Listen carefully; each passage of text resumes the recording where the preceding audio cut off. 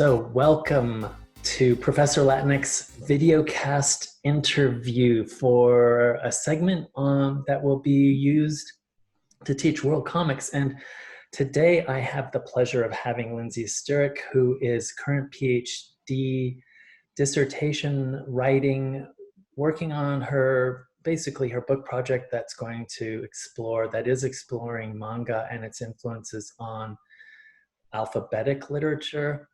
And she's also teaching at the University of Cincinnati, but like most of us today is now teaching online. So welcome, Lindsey. Thank you.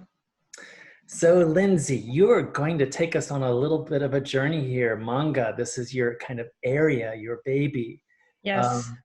Right? So let me start by asking the question of, what is manga?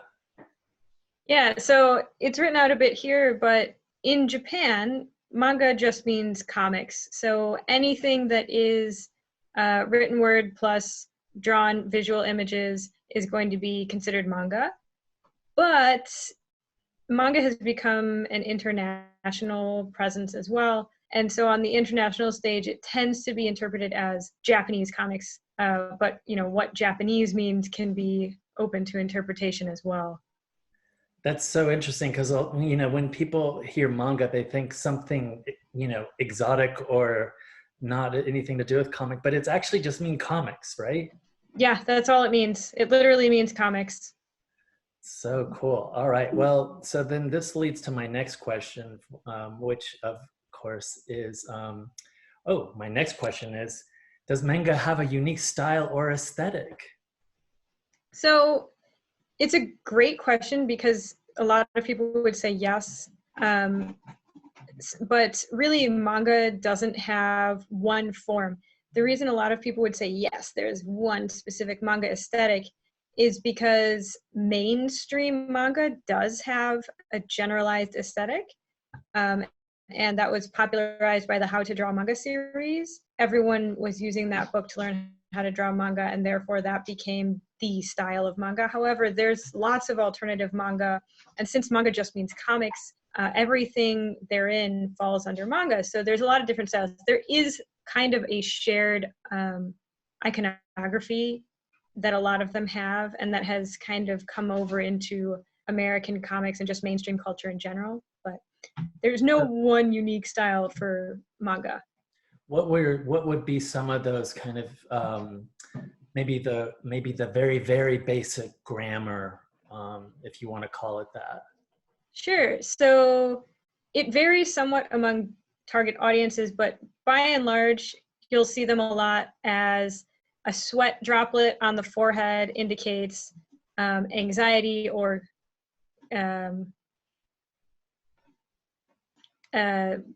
what is this? A vein poking out on your forehead is drawn. It's kind of like a modified X symbol. That's when you're really angry and you're frustrated, then that comes out. Or a little bubble coming out of the mouth and your eyes closed is sleeping. Those kinds of iconographic things are used pretty much among all manga. But as far as the narrative structure, it can vary a lot more. And of course, for readers in the West, say in the US, Europe, etc., it can get take some getting used to read from right to left, correct? Yes, and once upon a time, I might end up talking about this again, but once upon a time, there was a movement because they thought that, by they I mean publishers, thought that non-Japanese readers would be put off by reading manga in the original way, which is right to left. They switched everything over to left to right, which meant flipping images. It was very difficult and time consuming for them. So they started doing the authentic manga movement, which really just means that they stopped flipping all the pages. So now you just have to read it from right to left, like the original. And then they also stopped translating sounds a lot of the time because you can't really translate those sound graphics that they include. Right, the onomatopoeia, right? It's a very hard word to say. I was trying to avoid it, but yes. So how has manga traveled beyond Japan? So manga has become an international market. And France, actually, this is an example of a French translated manga. France is actually one of the biggest markets traditionally because it started becoming popular in France first. They had less issues, I think, with their publishers being willing to pick it up. But now the United States, Germany, Hong Kong, Singapore, of course, China and Korea are huge markets as well. There's various reasons for why they came into play at different times, but they have a very, very big foreign fan base. And it's actually contributed also to the creation of original English language comics that are manga associated with manga. They use a lot of manga techniques. And I'm sure that other languages as well have a lot of manga that are original to that language. Yeah, I know, for instance, in France, well, in art schools here in the US, people are still kind of gaga over, like you were saying, that kind of almost stereotypical kind of manga style. But in France too, it is huge. It's still huge. Yeah, it is. I had a lot of people in college with me in Japan from France who, that's like, the classic question, why are you interested in Japan? What got you interested in Japan? It was always manga. That's just anecdotal, but still. Yeah, no, that's great. How has it influenced other comics traditions? You started to kind of get into that a little bit. Yeah. Are there any particular, I don't know, comics that come to mind as well when you think about this question? Yeah, so I'll talk later about another one, but first, Jean Luen Yang's Boxers and Saints. Not only that one, of course, he just generally has taken a lot of influence from manga, but in Boxers and Saints, particularly in Boxers, you can really see the influence of shonen manga tropes. A lot of the iconography of, action lines, really strong action lines, and then zooming in close to the face during a period of dramatic scenery to show you how you're supposed to be feeling. Those things he really utilizes to the extent that you can do almost a page-by-page comparison of some of those action scenes with comparable shonen manga like Naruto, very popular one. They are very similar looking in terms of the action scenes. Of course, he does a lot with color that you don't see in manga, but. Yeah, Brian Scott O'Malley comes to mind too, right? Yeah. Scott Pilgrim is a big one. And Brian Scott O'Malley specifically states that he was wanting to create something similar to manga or like a hybrid version. Can you share some highlights in manga's history and development? Yeah, so it's interesting because Japan has had quite a long tradition of prose and or poetry paired with images. It's not a new thing by any means, and Gokon was perhaps the earliest progenitor to manga, although, different in its own ways. But manga, as we know it today, really didn't start until Japan was open to the West at the end of the Meiji period, so in 1853. And then a bunch of Western, just people in general, Western people came in and started living in Japan and creating comics based on their traditions, mainly British and French traditions of cartooning. I think the next is, that's an example of a Gokon. You can see it's not quite manga, no word balloons, and the images don't follow a narrative, but it's prose and image for sure. Yeah, words and drawings that. Yeah. That Excuse me. Hold on 1 second. Dog's out. Complement one another and also, that energize the story. So Yeah, definitely. It actually also is very popular to get your fashion trends from those. They influence, everyday culture.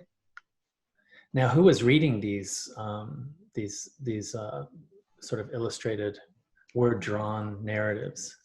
These were read primarily by, I would say, middle-class people. The truly lower class were too poor to be able to buy anything like this, but these were the first time of mass production of this kind of text, so it wasn't only for the aristocracy anymore, and all of this writing is in simple Japanese, not using Chinese characters, just using Japanese native characters. So it was primarily middle-class people, a much larger audience than it had been before. Mm.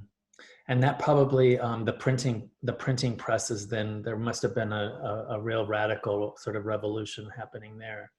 Yeah, I mean, these were still not the easiest thing on earth to make because these are still woodblock prints. Can you imagine cutting those little letters out of a block of wood? It sounds horrifying. You know, once you have them, but until that point, just ugh. And typable, movable print is very difficult in Japanese. That took quite a while to develop. So how did the new printing technologies shape manga? I guess we started getting into that a little bit already. Yeah, we did. So there's unique challenges to Japanese, and Chinese and Korean experience the same difficulties in that there's not necessarily one set of alphabet. So that was always going to be a challenge. But for manga in particular, the shift from brush to pen and from woodblock to pen really made their styles change into one that they could have backgrounds now, for example, that were much more intricate and detailed. The line was much more steady. So you get these very even lines versus varying width lines like you would with a brush, or with a woodblock print, you can only have this line all the time.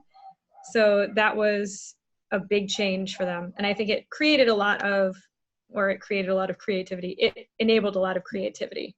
Yeah, liberated, right? Liberated. Yes, yeah, that's right. In these early stages of manga's evolution, was there already a crystallizing of a basic manga word drawn language? Simple answer is no. Manga really hadn't been able to make its name for itself by the time that they were censored due to World War II.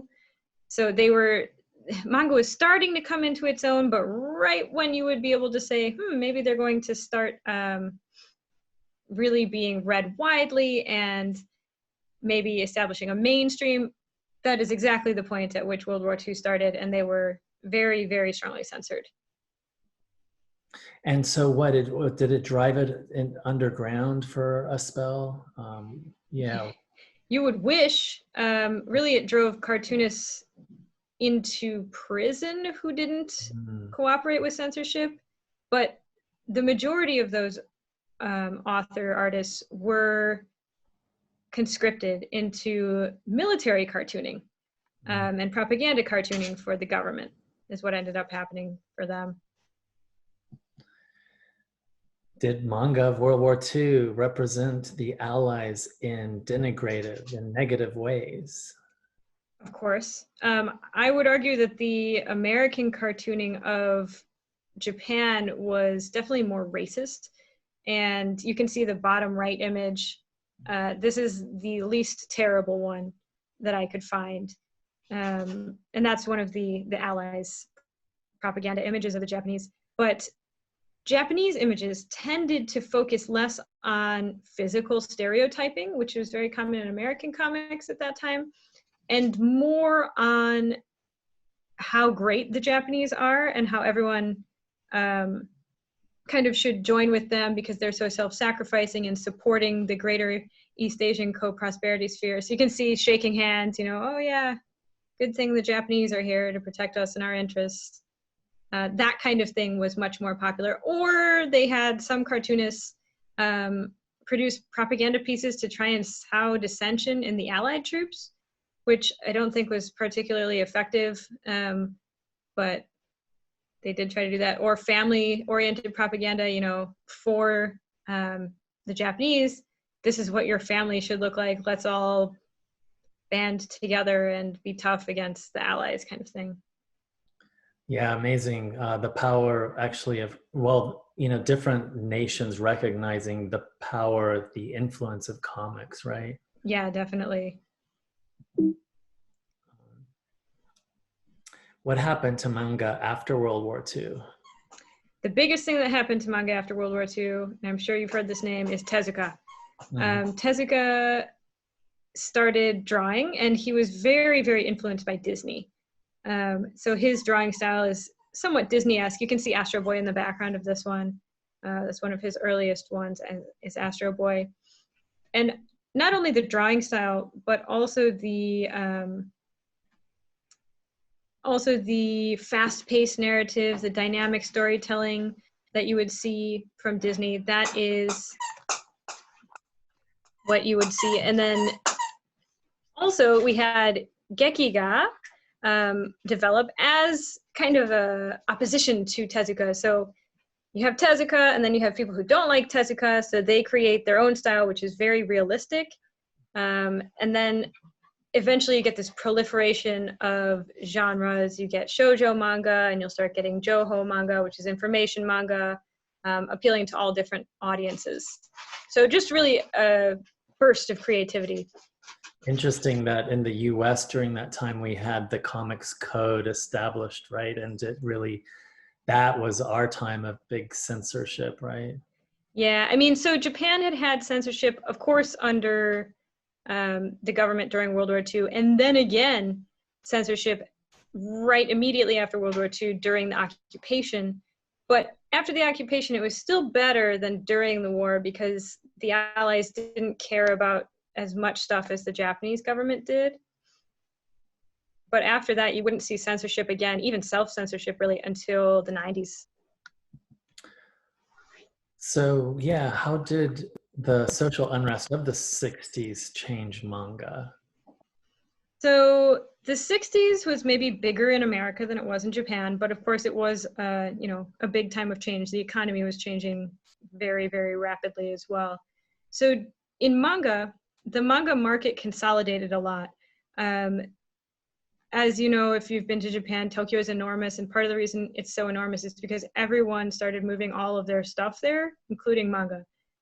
So if you're going to go somewhere, you're going to go to Tokyo.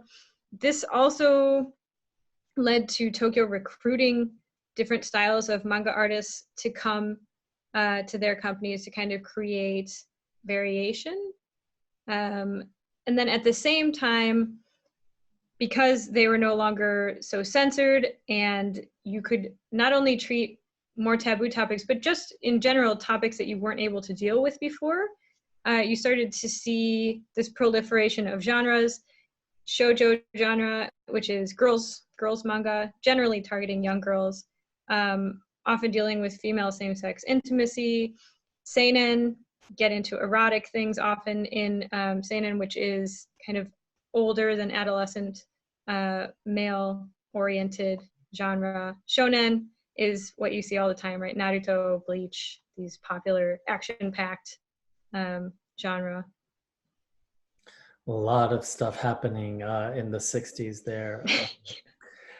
Gender and genre are very tightly tied together in manga in ways that, well, maybe, I guess, maybe we could see superhero comics being kind of, you know, tied more to boys, although of course that's changed a lot. But yeah, can you talk to us a little bit about that?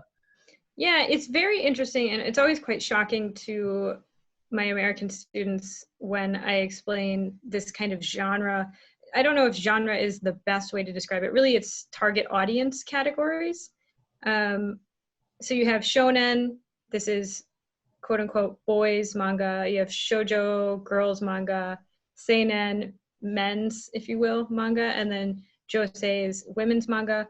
This is just target audiences. So for shonen, it's an interesting back and forth. You're targeting this audience, but you're also taking cues from your supposed target audience as to what they want. And so that's what you'll create, and then it'll fall into your genre. So it's kind of a circle.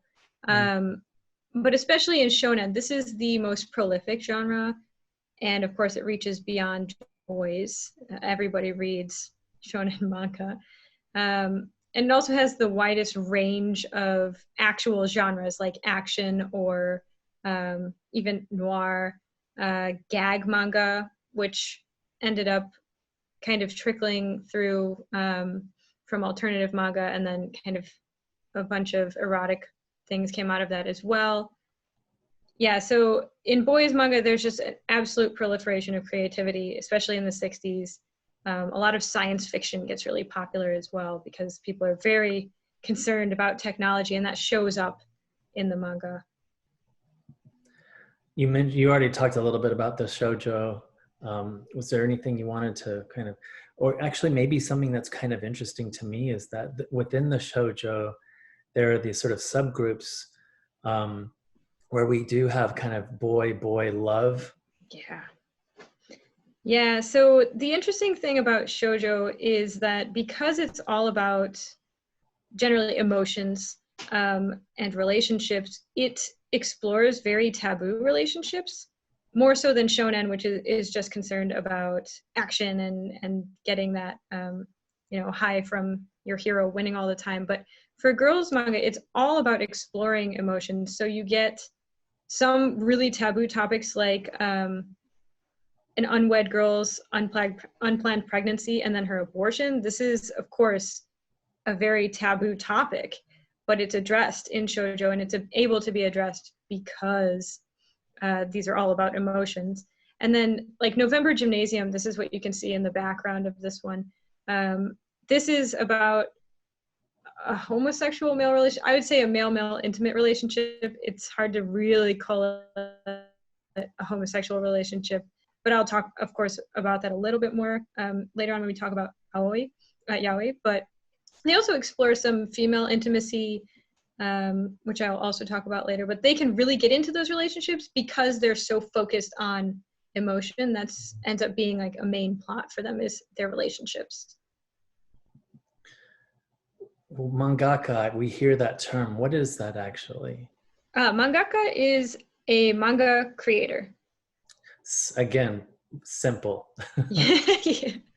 And what is this 24 group, year 24 group? Yeah, so the year 24 group is huge. They're still around.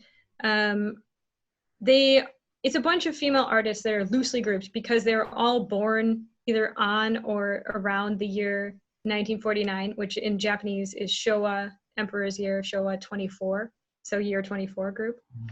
And they basically created shoujo manga. That is somewhat my opinion, but I think it's pretty well evidenced. But so they created new themes. They went from a lot of shoujo manga before this was really focused on this cloistered female relationships, sisterhood, and that's it. And they really revolutionized that and brought in a whole new idea of what it is to be a girl in this new time period.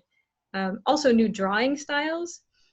They took on the Tezukian style, right? Kind of cute. But then they also developed their own style. They enlarged the eyes even more. Everybody in shoujo manga says that emotion comes in through the eyes. The bigger the eyes, the better, which is kind of a funny thing to hear, but it does tend to be true for them. And then they started using a little bit more angular style on a lot of the faces to make them stand out from backgrounds, which tend to be soft.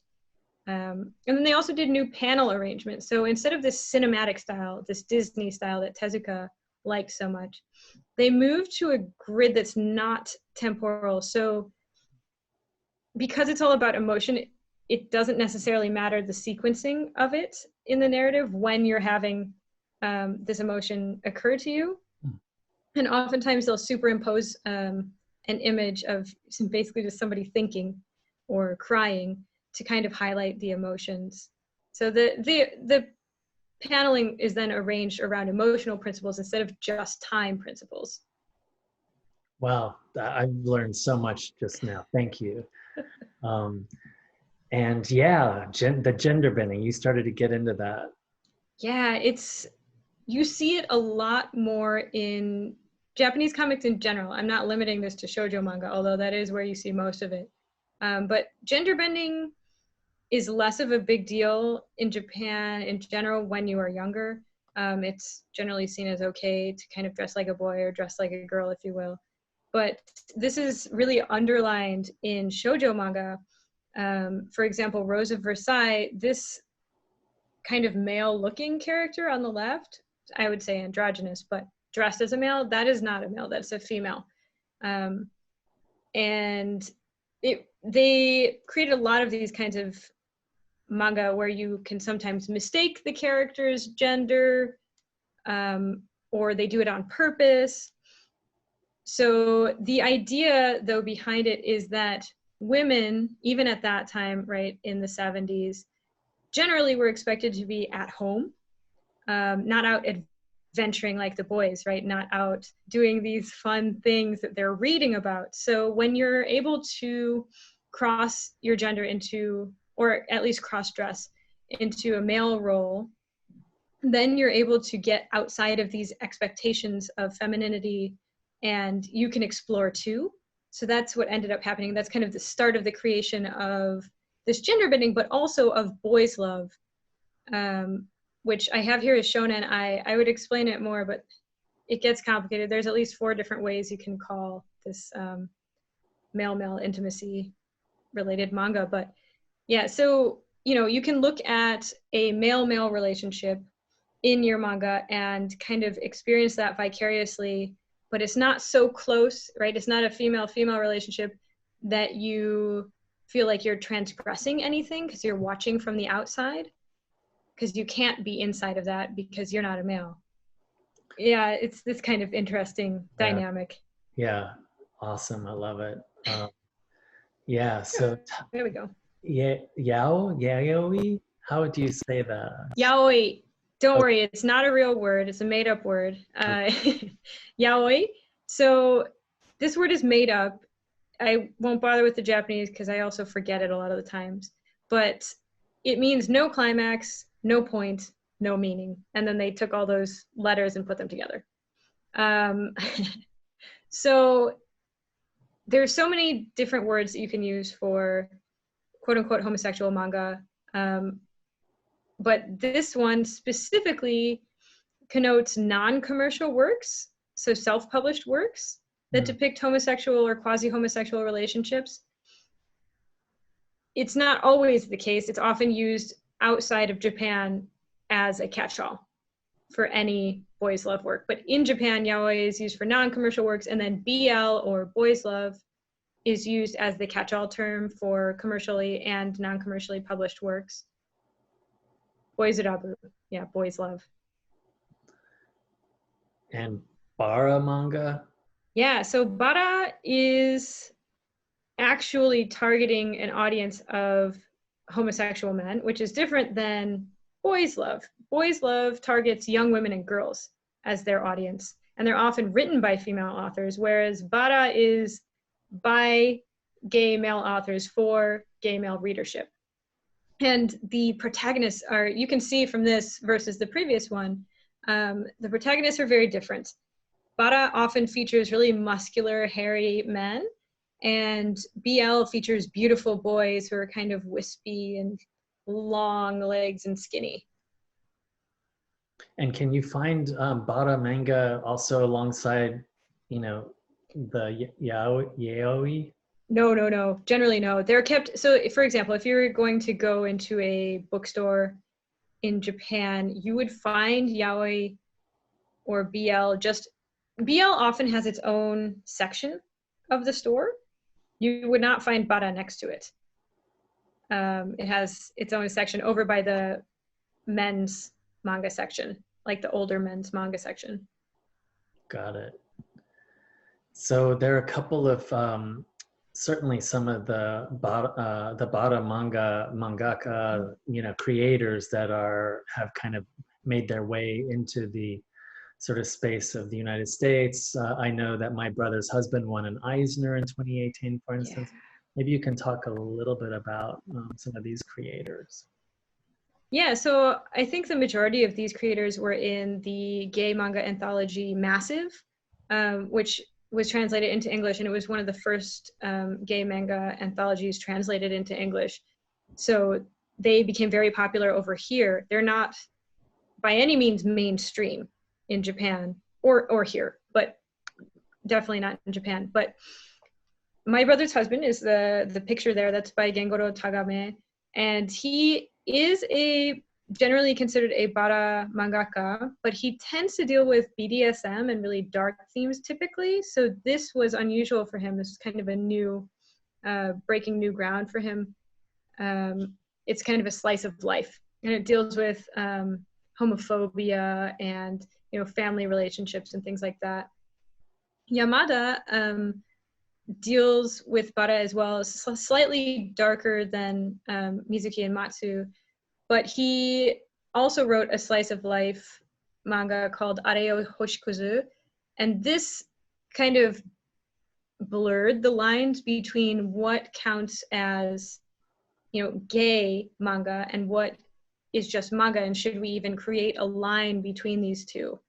And then Mizuki and Matsu are both bara, but they use a lighter style. Mizuki even uses kind of a BL style in his drawing, and they focus a little bit more on character development rather than straight up erotica. And First Class Daddy is an example of that. Is kind of a cute drawing style as well. But all of these artists, all four of them and a couple others, also now see a lot of crossover readership. So they're not only appealing to gay readership, they appeal broadly. Although generally Mizuki and Matsu, because of their lighter styles perhaps, tend to draw a larger female audience than Yamada and Tagame. Alternative manga, I don't think a lot of our students know or have even heard of this.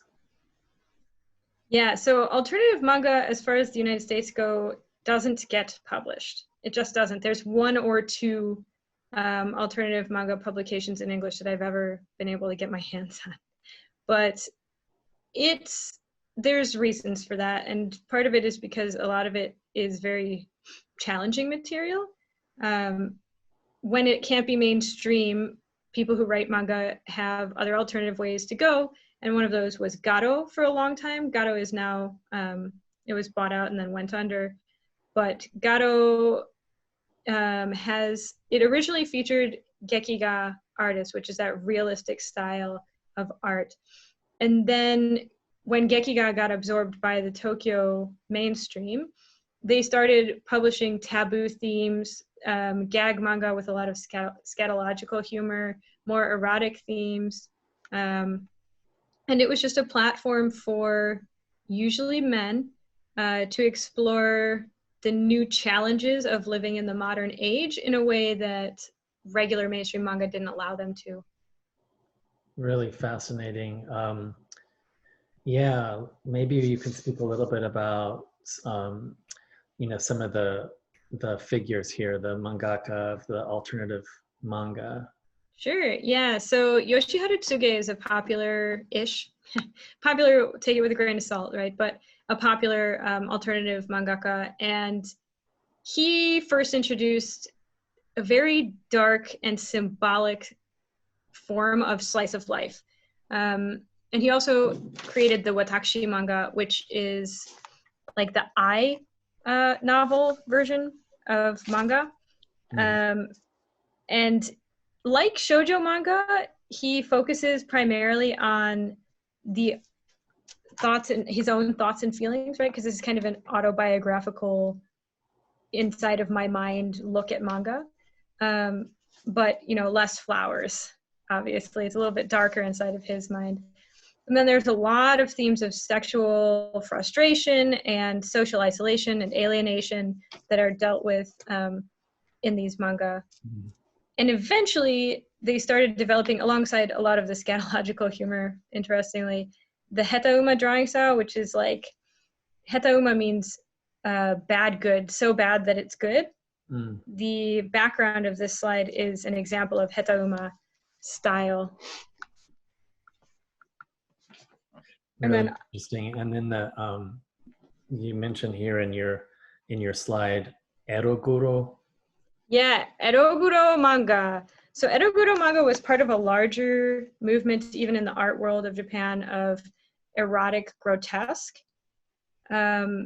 So this is where the impression of Japan as a kitschy, erotic, pervy, I guess, place comes from originally.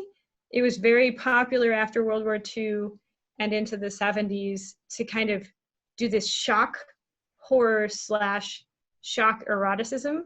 And that is reflected in alternative manga that did not end up coming into mainstream manga for obvious reasons, but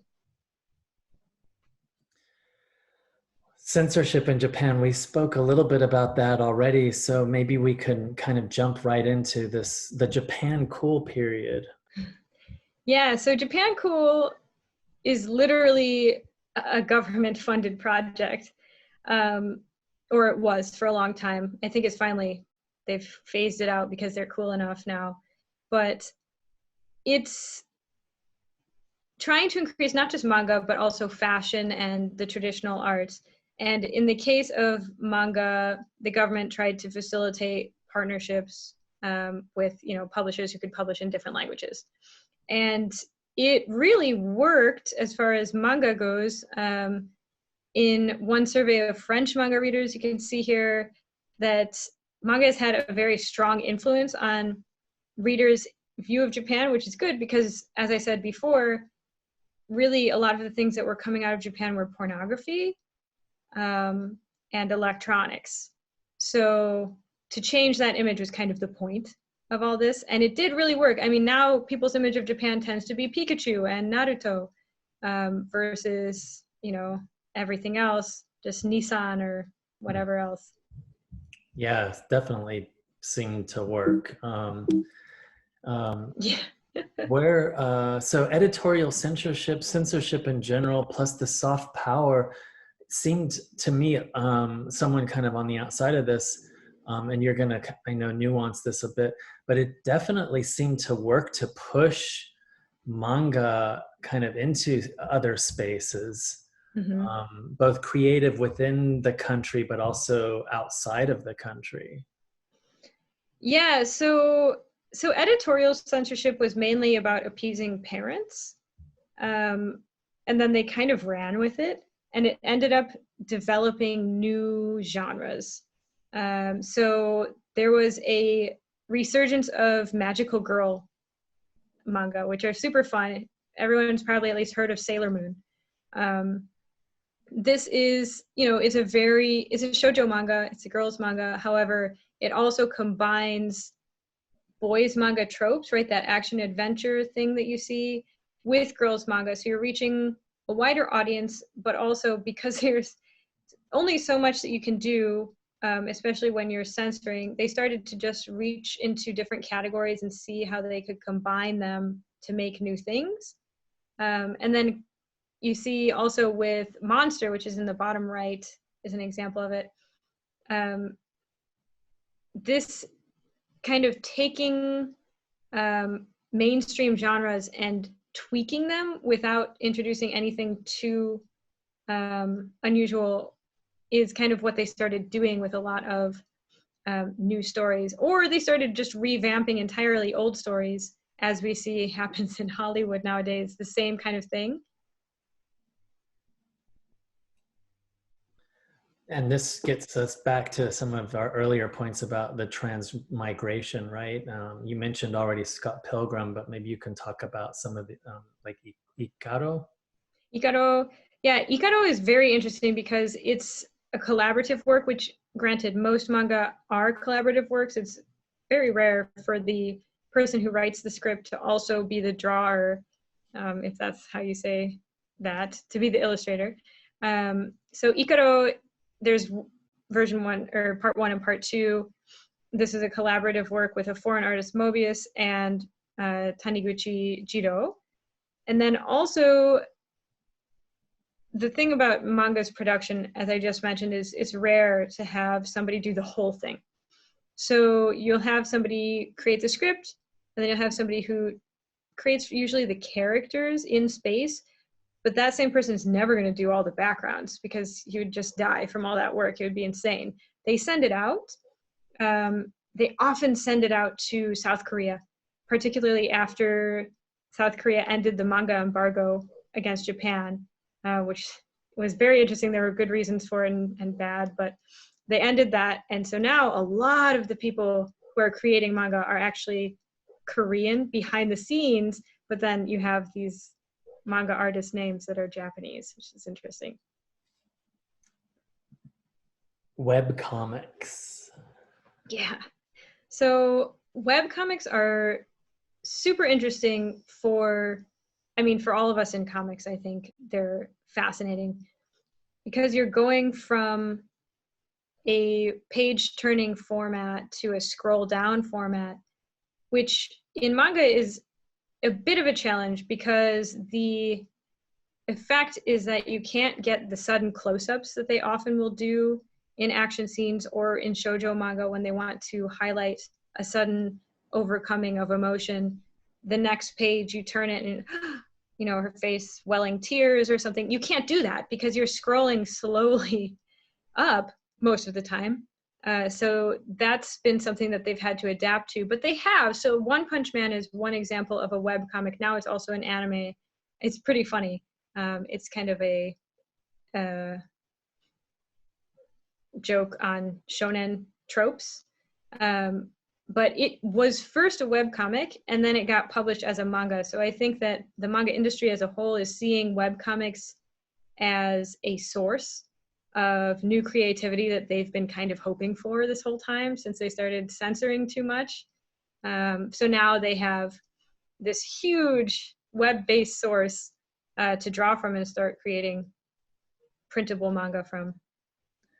I suppose a lot of independent mangaka are using the web space, right, for their creating and distributing and finding audiences. Yeah, definitely. Although I will say that the Japanese market for self-published comics is huge. So if you've ever heard of Comiket, it happens twice a year. It draws crowds from all over the world. It's enormous. So I would say that the webcomics scene, I see more Korean and Chinese and Taiwanese artists on the webcomic scene than I do Japanese artists, because Japanese artists just have other modes of publication, and doujinshi is a profitable market, whereas webcomics tends to be free. Wow.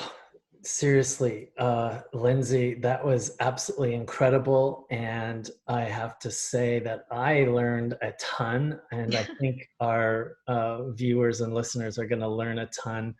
Thank you, Lindsey, for sharing, unzipping your brain and sharing all this knowledge on manga. Oh, thank you for inviting me. That was fun. Awesome. Thank you. Thank you.